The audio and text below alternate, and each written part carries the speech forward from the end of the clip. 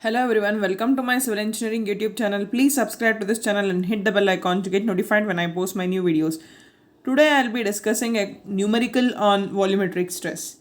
So here I have taken a numerical of a metallic bar which is having the dimension of 250 mm into 100 mm into 50 mm and it is loaded as shown in the figure. So here they have given E value, that is the Young's modulus value, as 2 into 10 power 5 Newton per mm square and Poisson's ratio as 0.25. So they are asking to find the change in volume and also change that should be made in 4 meganewton load in order that there is no change in volume of the bar. So they are asking, first thing is what is the change in volume, and second thing is that what is the change made in 4 meganewton load in order to retain the same amount of volume of the bar. So first and foremost thing is that they have given the dimension here as the length along the x direction, that is the dimension along the x direction as 250 mm, along the y direction as 100 mm, and along the z direction as 50 mm. So we are supposed to calculate the volume here, which is done by the product of x, y and z. So that is nothing but 250 into 100 into 50. So it comes on to be 125 into 10 power 4 or 125 followed by 4 zeros in terms of mm cube. And then first and foremost thing is that they have given the load acting in x direction as 400 kilonewton, which is tensile in nature, and then which is acting in y direction as 2 meganewton, that is 2 if we convert that mega newton to newton, it will be in terms of 2 into 10 power 6 newton. So it is tensile in nature.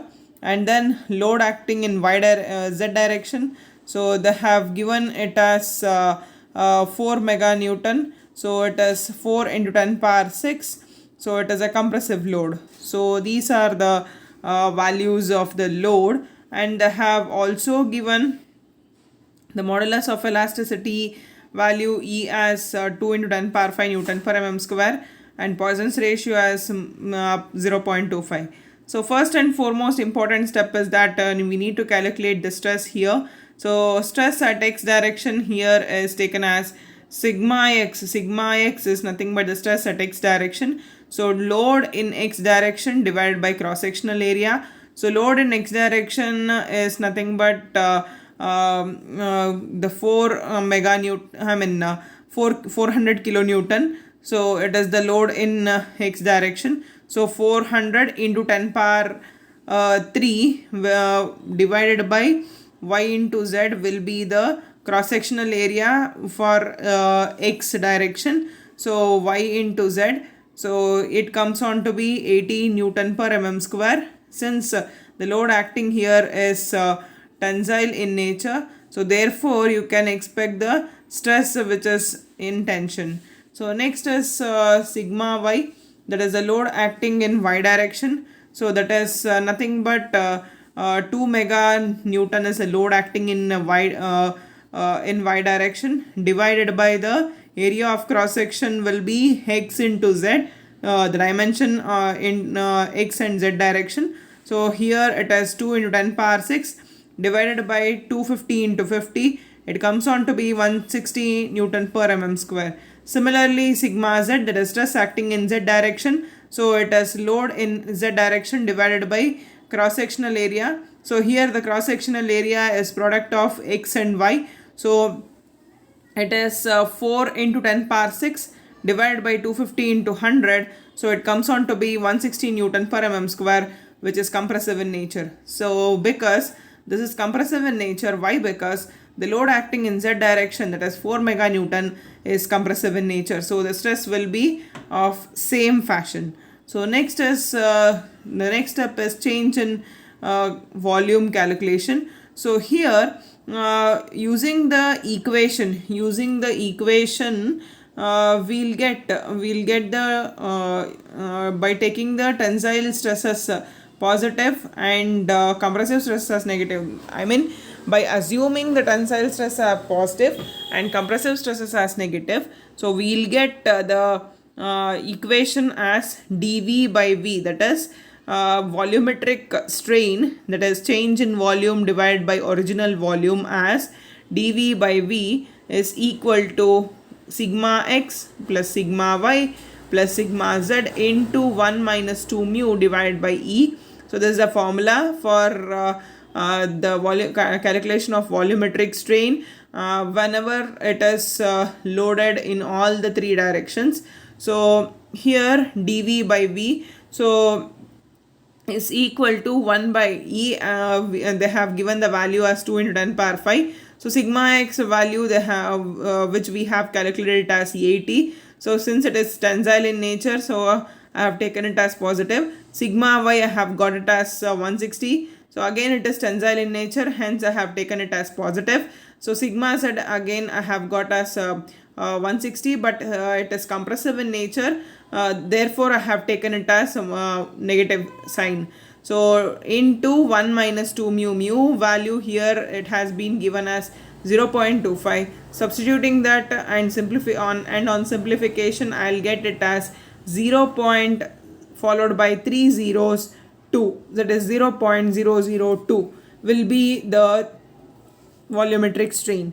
So next coming on to calculation of change in volume, so that is dv we need to calculate. So v we know, initially we have calculated the v, that is nothing but the product of x, y and z, 250, 50 and 100, so which comes on to be 125 followed by 4 zeros multiplied by 0.002. So if we will get it as 250 mm cube. So this is what the change in volume.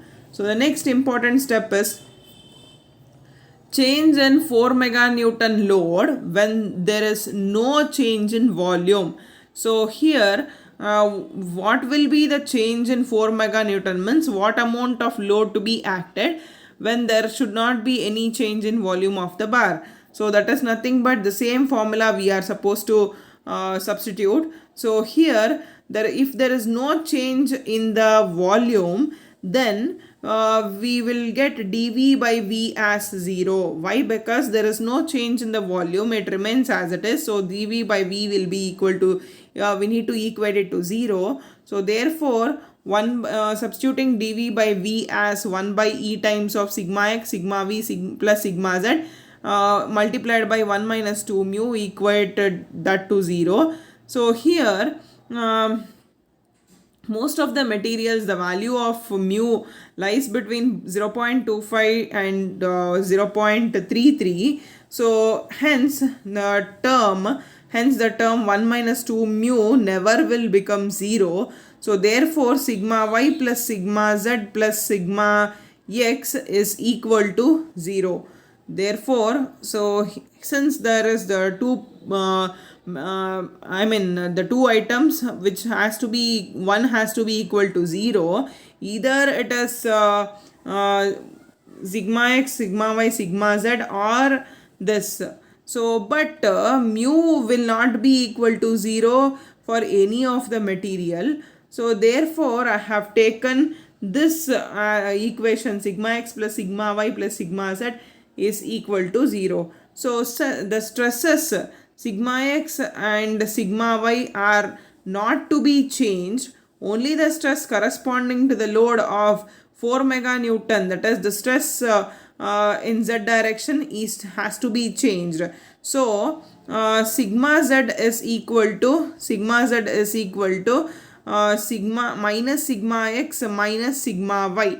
So we are supposed to find out sigma z by utilizing the same values of sigma x and sigma y. So that is 80 minus 160, if you do, that is nothing but minus 240 Newton per mm square. So minus indicates it is compressive in nature. So for this sigma z value, the new value of sigma z of minus 240 Newton per mm square, we are supposed to calculate what is the amount of load. So after this, we need to substitute it as sigma z as minus 240, that is 240. So minus indicates it is compressive, it is understood. So divided by the area of cross section for z is x and y, the product of x and y. So substituting that x as 250 and y as 100, so we need to calculate the load. So therefore the load acting here is equal to 6 meganewton. So but already a compressive load of 4 meganewton is acting, so therefore additional load that must be added here is 6 minus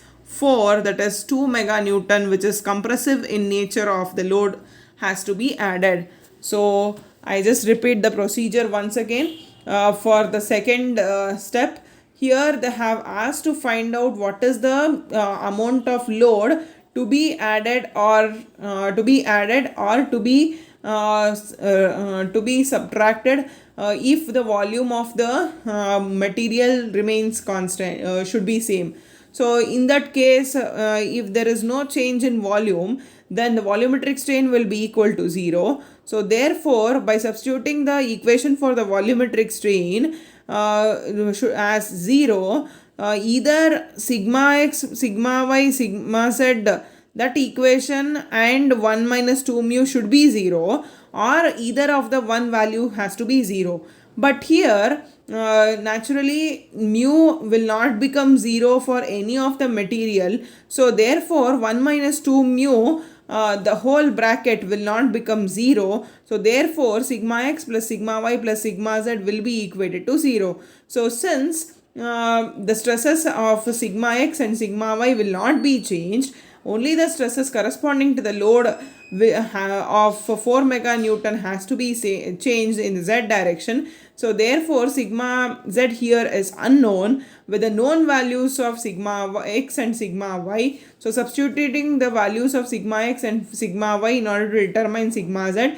So therefore I have got it as 240 Newton per mm square in a compressive nature.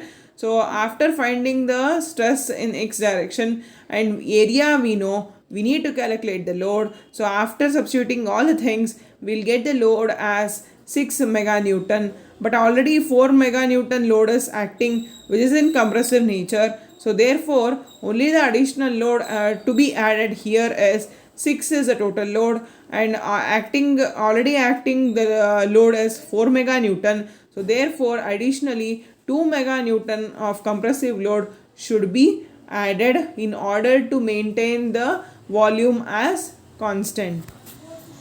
Thank you for watching. Please like, share and subscribe the video. Thank you.